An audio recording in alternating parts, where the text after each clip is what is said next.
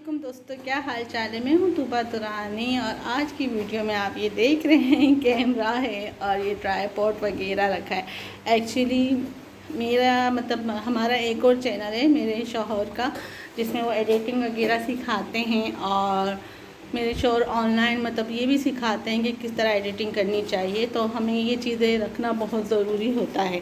तो मैंने सोचा आज आप लोगों को इसकी भी शेयर करा दीजिए कि मेरे शौहर किस तरह सिखाते हैं। किसी को ऑनलाइन सीखना है, फ्री भी सीखना है तो ऑफ़कोर्स वो फ्री सिखाते हैं, अगर किसी को सीखना है तो एक हमारा चैनल भी है, मैं उसका लिंक मैं डाल दूँगी इस डिस्क्रिप्शन में, तो आप वो चैनल भी देख सकते हैं। उससे काफ़ी एडिटिंग वगैरह आप लोगों को सीखने को मिलेगी कि किस तरह हम अपने यूट्यूब चैनल भी चला सकते हैं। अदरवाइज़ फ़ोटोग्राफी वगैरह किस तरह किया जाता है वो सब भी हम इसमें सिखाते हैं। हाँ जी, तो अभी मेरे ड्राइंग रूम का कुछ इस तरह से हाल हुआ है और ये हमने ख़रीदा है फ़िश पॉट।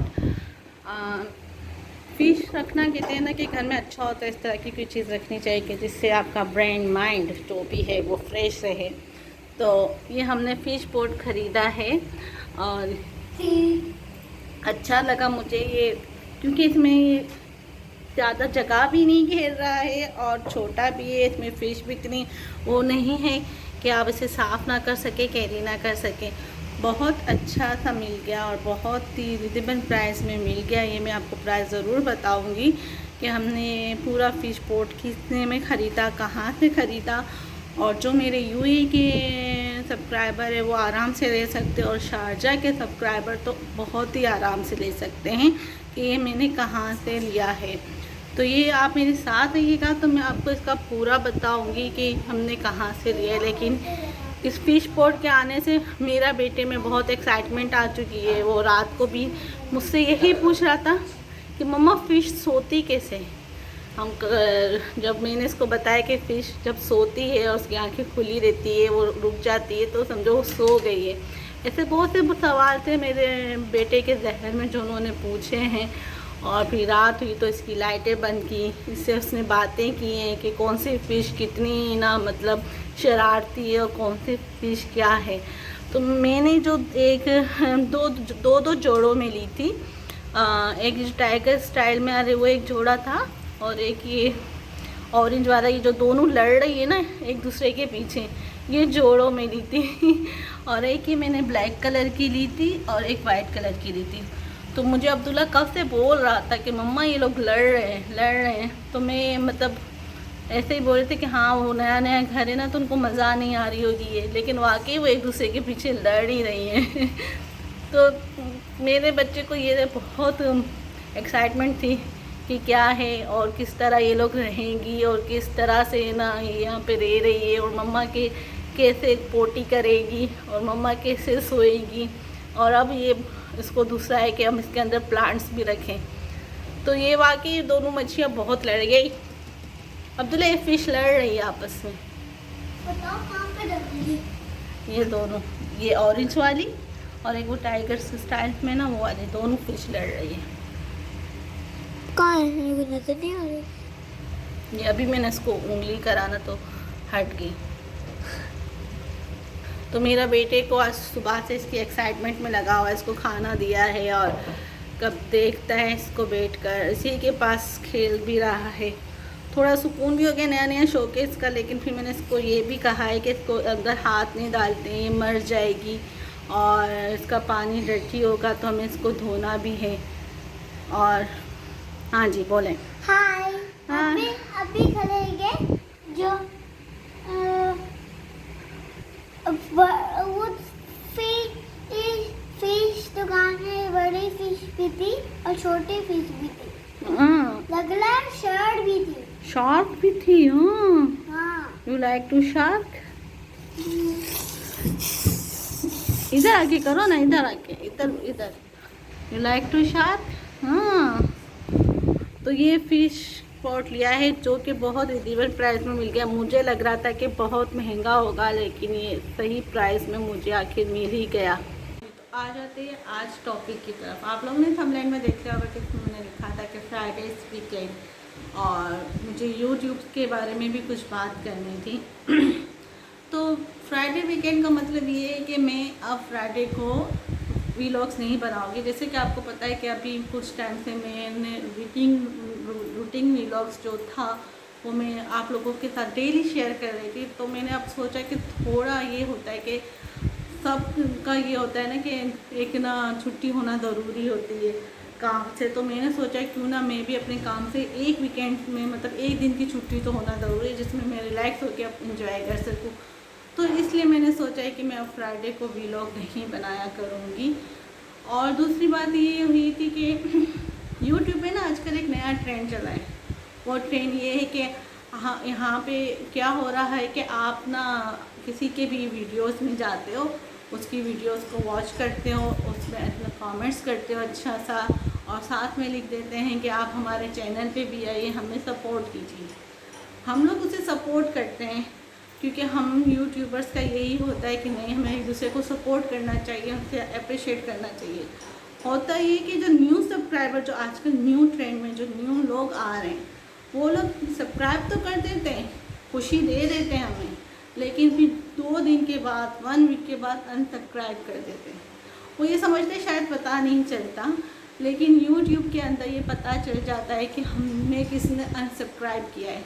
चाहे तो मैं भी कर सकती हूँ जिन्होंने मुझे अनसब्सक्राइब किया, लेकिन मैं ऐसा नहीं करती क्योंकि मेरे ये समझती हूँ कि यूट्यूब प्लेटफॉर्म ऐसा है कि यहाँ पे हर किसी को आगे बढ़ने का हक है, राइट से, तो हमें इसे अप्रिशिएट करना चाहिए।